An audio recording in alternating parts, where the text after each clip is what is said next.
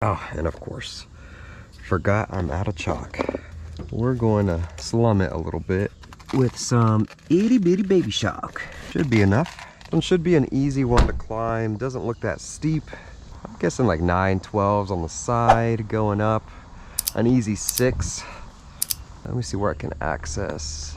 I should be able to access with a small ladder. It rained all throughout the night, but luckily it dried up. This Georgia weather's something else. You could have a monsoon pouring down rain, and then 30 minutes later, nice and dry. So I love access points like this. It's so easy.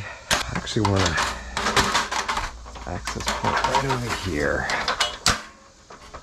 That looks perfect.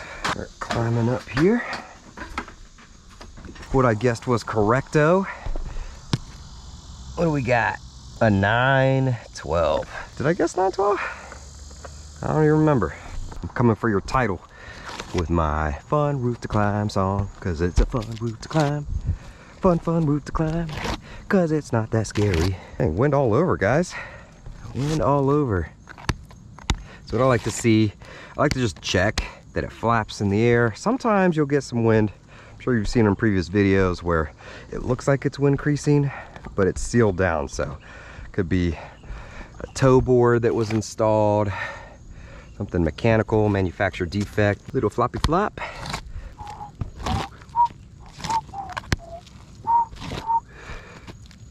See this right here? This, I'm just gonna call this manufacturer defect, because that is definitely not wind. Has some possible chip in there. What else do we got around these parts? My Assassin's Creed walk. Got one down there. Blah, blah, blah. I'll go and bring my pitch hopper. I think I need the Ridge Pro. How saucy is this? 9/12's not bad going up, but navigating up and down can be a little difficult. A little spicy dicey. But now, pitch hopper engaged. Oh, look at that. One right here.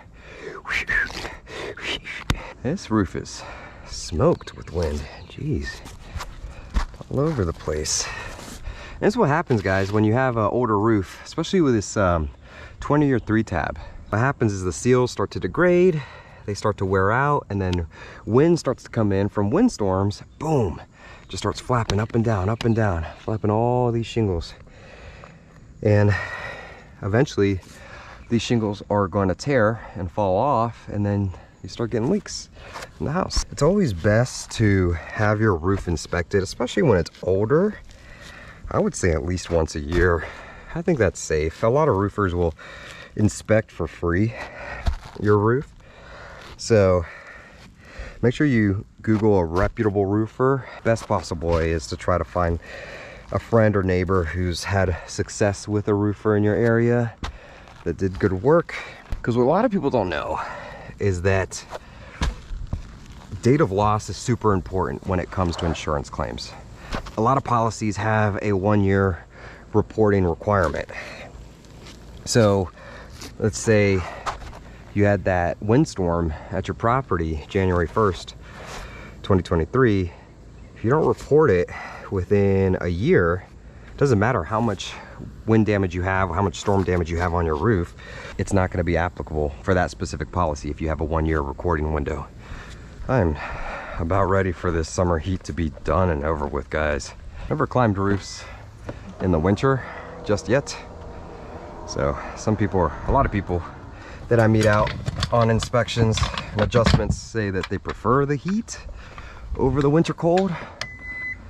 So I may be regretting what I'm saying right now, but I don't know. At this point, this heat is killing me. Now we're talking new item acquired. All right, well, Ridge Pro is super fun to use. Pretty easy to use too. Thing we're gonna do is check the ridge again. This is a 9/12. I have it set at 10, so shoot, this might be a 10. Dang, son. I was way off. I was saying 12 now. Yeah, 10. All right, well, I don't have to adjust it, but if I needed to adjust it, If it was any other pitch, I would just take out this pin and adjust that sucker. We will continue with our plan of action. See, when the shingle's dark like this, again, just hard to see. You got to get right on top of it. Where's my baby chalk? Bam. And you hear the chicken? Or what is that? A chicken or is it a rooster? Oh, that's a rooster. Oh, smack. Oh, it's getting closer. Oh, that rooster wants to fight. Oh, Lord. It's all right, rooster. I'll be out of your hair in no time. No te preocupes. Oh, please, baby chalk, don't run out. Luckily, this is the only adjustment for today. So my baby chalk should suffice. Comment down below. Where's the wind? Help me out here.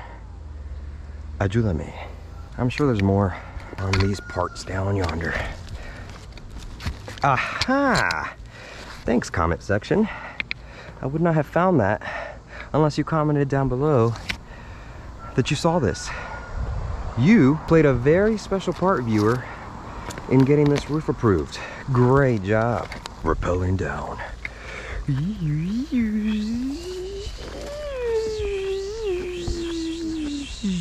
Look at that right there. It's so hard to see the damage from far away, but we will keep on trucking for the good of our clients, for the good of the people. Oh, viewer, thank you so much for commenting down below that the wind was right in front of me. I would have missed that without you. Great job. This job is dangerous, as you can see. You got to make it fun. You got to make it enjoyable. It's super hot up here. The humidity's kicking my butt. I'm just so happy you're here with me to speak all craziness with me. Viewer, 3 for 3. Great record.